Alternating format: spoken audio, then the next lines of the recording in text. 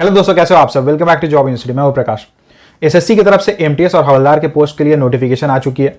चलिए डिटेल में जानते हैं यहाँ सैलरी क्या मिलेगी, अप्लाई करने की एलिजिबिलिटी क्राइटेरिया क्या रहेगी, एज लिमिट क्या है, सिलेक्शन का प्रोसेस क्या रहेगा, एजुकेशनल क्वालिफिकेशन क्या रिक्वायर्ड है, एग्जाम का पैटर्न क्या है, सिलेबस क्या रहेगा, पीईटी पीएसटी क्या होता है, सिलेक्शन के बाद आपकी पोस्टिंग कहाँ हो सकती है और जॉब प्रोफाइल क्या रहेगी। सारी चीज़ों के बारे में डिटेल में बात करेंगे। लेकिन वीडियो शुरू होने से पहले अगर आप चैनल पर नए हो तो चैनल को सब्सक्राइब कर लेना और बेल आइकन प्रेस करके ऑल सेलेक्ट कर देना ताकि मेरी सारी वीडियोस की नोटिफिकेशन आपको टाइमली मिलती रहे। सबसे पहले बात करते हैं इंपॉर्टेंट डेट्स की। तो ऑनलाइन रजिस्ट्रेशन स्टार्ट हो चुकी है। अप्लाई करने की लास्ट डेट 30 अप्रैल है। यहाँ आपको पेपर 1 देना होगा। पेपर 1 क्लियर करने के बाद आपको पेपर 2 के लिए कॉल किया जाएगा। पेपर 1 कंप्यूटर बेस्ड एग्जाम होगा और ये जुलाई के मंथ में होगा, जुलाई 2022 में, और पेपर 2 की डेट आपको बाद में इन्फॉर्म की जाएगी। पोस्ट की बात करें तो मल्टीटास्किंग स्टाफ एमटीएस की वैकेंसी निकली है नॉन टेक्निकल ग्रेड में। ये ग्रुप सी की पोस्ट है। डिफरेंट मिनिस्ट्रीज, डिपार्टमेंट्स एंड जो ऑफिसेस है गवर्नमेंट ऑफ इंडिया के, वहां पे एमटीएस की पोस्ट के लिए वैकेंसी निकली हुई है। और जो दूसरी पोस्ट निकली हुई है यह है हवलदार की, central board of indirect taxes यानी कि सीबीआईसी में, and central bureau of narcotics यानी कि सीबीएन में वैकेंसी निकली हुई है हवलदार के लिए। और ये मिनिस्ट्री ऑफ फाइनेंस के अंडर आती है। दोनों ही ग्रुप सी पोस्ट है। लेवल 1 का पे स्केल मिलेगा। आपकी बेसिक पे 18,000 रहेगी, यानी कि आपकी मंथली इन हैंड सैलरी 28,000 बनेगी। लेकिन हवलदार की पोस्ट में आपको बहुत सारे एक्स्ट्रा अलाउंसेस भी मिलते हैं, क्योंकि ड्यूटी थोड़ा आपको एक्स्ट्रा करना होता है, तो इसलिए एक्स्ट्रा अलाउंसेस भी मिलते हैं। तो इसलिए हवलदार की सैलरी एमटीएस से ज्यादा रहेगी। वैकेंसीज की बात करें तो एमटीएस के लिए इन्होंने अभी कोई नोटिफिकेशन नहीं दी है कि टोटल कितनी वैकेंसी रहेगी। हालांकि अगर हम पिछले बार के जो नोटिफिकेशन वगैरह हम देखें तो एक्सपेक्ट कर सकते हो कि 4,000 प्लस वैकेंसीज निकलेगी एमटीएस के पोस्ट के लिए। और हवलदार की पोस्ट जो सीबीआईसी एंड सीबीएन के लिए निकली हुई है, इसमें टोटल 3,603 वैकेंसीज निकली हुई है जो इन्होंने नोटिफाई किया है। एज लिमिट की बात करें तो एज 1 जनवरी 2022 के अकॉर्डिंग कैलकुलेट की जाएगी। एमटीएस एंड हवलदार सीबीएन के लिए 18 to 25 ईयर्स की एज रिक्वायर्ड है, और हवलदार सीबीआईसी के लिए एंड कुछ एमटीएस के पोस्ट भी है जिसके लिए 18 to 27 ईयर्स रिक्वायर्ड है। और अगर आप कैटेगरी में आते हो तो आपको एज में रिलैक्सेशन मिलेगा। एजुकेशन क्वालिफिकेशन की बात करें तो एजुकेशन 30 अप्रैल 2022 के अकॉर्डिंग चेक की जाएगी, यानी कि 30 अप्रैल के पहले जो एजुकेशन क्वालिफिकेशन रिक्वायर्ड है वो आपका कंप्लीट होना चाहिए। यहाँ मैट्रिक पास रिक्वायर्ड है। अगर आपने मैट्रिक पास किया हुआ है, यानी कि 10th पास किया हुआ है, तो आप यहाँ अप्लाई कर सकते हो। और अगर आपने कहीं से ओपन या डिस्टेंस लर्निंग वगैरह की हुई है तो भी आप यहाँ अप्लाई करने के लिए एलिजिबल हो। लेकिन आपकी जो 10th क्लास की जो रिजल्ट है ये 30 अप्रैल 2022 के पहले तक हो जानी चाहिए, आ जानी चाहिए। एप्लीकेशन प्रोसेस की बात करें तो यहाँ अप्लाई करने का सारा प्रोसेस ऑनलाइन है। आप डायरेक्टली एसएससी की ऑफिशियल वेबसाइट www.ssc.nic.in पर जाकर रजिस्टर कर सकते हो। अप्लाई करने के लिए आपको 100 रुपीज एप्लीकेशन फी पे करना होगा। लेकिन अगर आप वुमेन, SC ST, PWD या एक सर्विसमैन हो तो आपको यहाँ कोई फीस पे नहीं करना होगा। अगर बात करें सिलेक्शन प्रोसेस की तो जैसा कि मैंने आपको बताया कि यहाँ टोटल 2 पेपर आपको देने होते हैं। पेपर 1 में कंप्यूटर बेस्ड एग्जामिनेशन होगा, ये ऑनलाइन रहेगा। और उसके बाद फिर आपको, अगर आप हवलदार के पोस्ट के लिए अप्लाई कर रहे हो, अगर आप एमटीएस के लिए पोस्ट के लिए अप्लाई करते हो तो आपको फिर डायरेक्टली पेपर 2 के लिए कॉल किया जाएगा। लेकिन अगर आप हवलदार के पोस्ट के लिए अप्लाई कर रहे हो तो आपको physical efficiency test and physical standard test, इन दोनों टेस्ट के लिए कॉल किया जाएगा।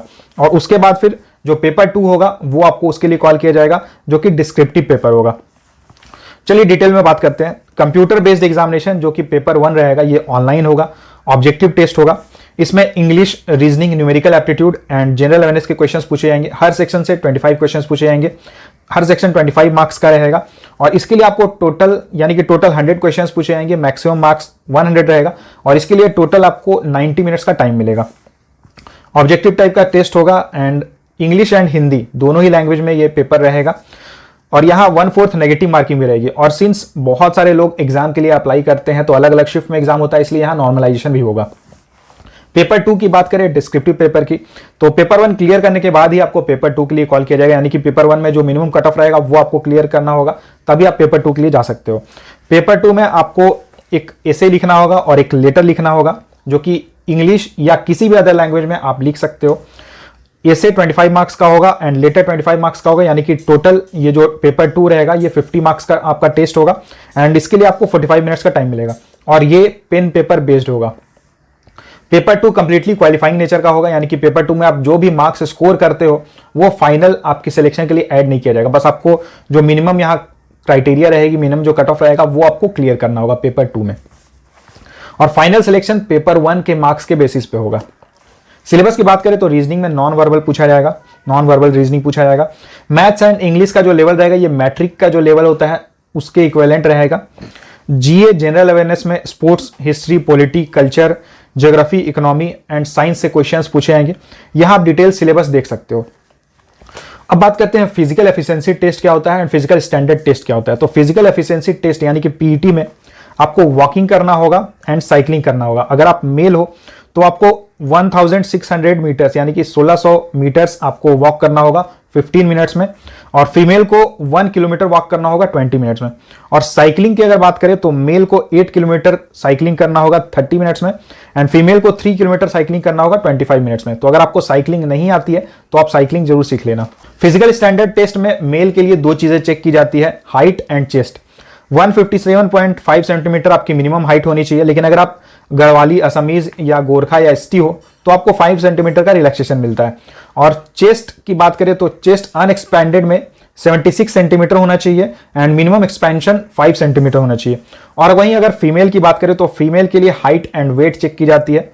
हाइट 152 सेंटीमीटर होना चाहिए और ये रिलैक्सेशन आपको मिलता है अगर आप गढ़वाली, असमीज या फिर आप गोरखा या एसटी से आते हो तो आपको 2.5 सेंटीमीटर का इसमें रिलैक्सेशन मिलेगा हाइट में।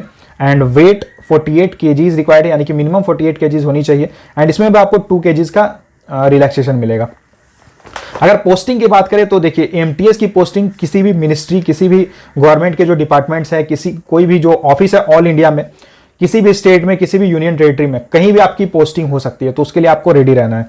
हवलदार की बात करें, हवलदार सीबीआईसी के पोस्ट की बात करें तो यहां पे क्या होता है कि अलग अलग जो लोकेशंस हैं सीबीआईसी के, वहां कैडर कंट्रोलिंग अथॉरिटी बनी हुई होती है सीसीए, और यहां पे जाके आपको सर्व करना होता है। तो जिस भी सीसीए में आपकी ज्वाइनिंग होगी, आपकी पोस्टिंग होगी, लाइफ टाइम आपको उसी सीसीए में सर्व करना होगा।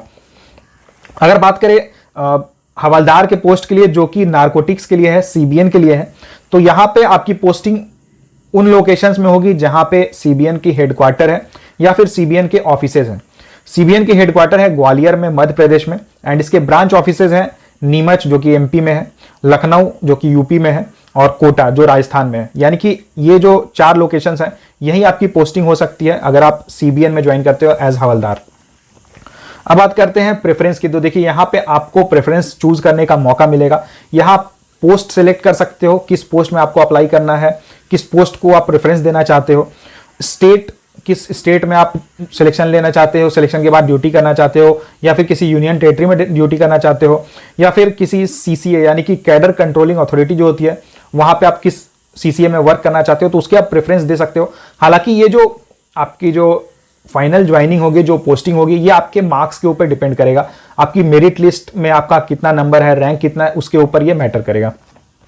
अब बात करते हैं ये जो कट ऑफ कैसे डिक्लेयर किया जाएगा। तो जो कट ऑफ रहेगा ये हर कैटेगरी के लिए अलग रहेगा, हर पोस्ट के लिए अलग रहेगा, स्टेट वाइज, पोस्ट वाइज अलग अलग कट ऑफ डिक्लेयर किया जाएगा। पीईटी एंड पीएसटी में 1:6 के रेशियो में कैंडिडेट्स को कॉल किया जाएगा, यानी कि जितनी भी नंबर ऑफ वैकेंसीज रहेगी उसके 1:6 रेशियो में कैंडिडेट्स को कॉल किया जाएगा। अगर बात करें पेपर 2 की, तो जैसा कि मैंने आपको बताया कि पेपर 2 कंप्लीटली क्वालिफाइंग रहेगा। अनरिजर्व्ड कैटेगरी के कैंडिडेट्स जो भी रहेंगे उन्हें मिनिमम 40% मार्क्स स्कोर करना होगा पेपर 2 में, और बाकी सारे कैंडिडेट्स को मिनिमम 35% मार्क्स स्कोर करना होगा।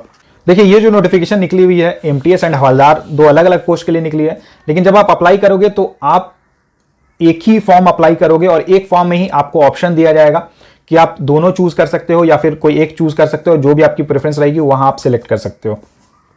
अब बात करते हैं जॉब प्रोफाइल की। तो एमटीएस में किसी भी डिपार्टमेंट में अगर आप ज्वाइन करते हो एज एमटीएस मल्टीटास्किंग स्टाफ, तो वहां आपको क्या काम करना होता है।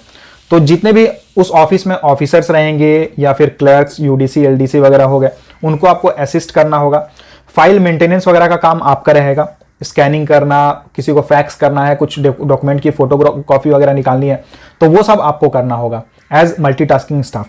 अगर हवलदार, एज हवलदार आप सीबीआईसी या फिर नारकोटिक्स में ज्वाइन करते हो, तो वहां पे जैसा कि बाकी आप डिपार्टमेंट में देखते हो, पुलिस वगैरह के देखते हो, पुलिस में जो कांस्टेबल होते हैं उनकी जैसे ड्यूटी रहती है डिसिप्लिन मेंटेन करना और बाकी जो काम वगैरह रहते हैं, लॉ एंड ऑर्डर मेंटेन करना, वो सब जैसे वहां पे किया जाता है वैसे ही यहाँ पे आपको करना होगा। बस यहाँ पे आपको जो ऑफिस जहाँ पे आपकी पोस्टिंग है उस ऑफिस में आपको लॉ एंड ऑर्डर वगैरह मेंटेन करने होंगे, डिसिप्लिन मेंटेन करना होगा। तो ये थी एसएससी, एमटीएस एंड हवलदार के नोटिफिकेशन की सारी डिटेल्स।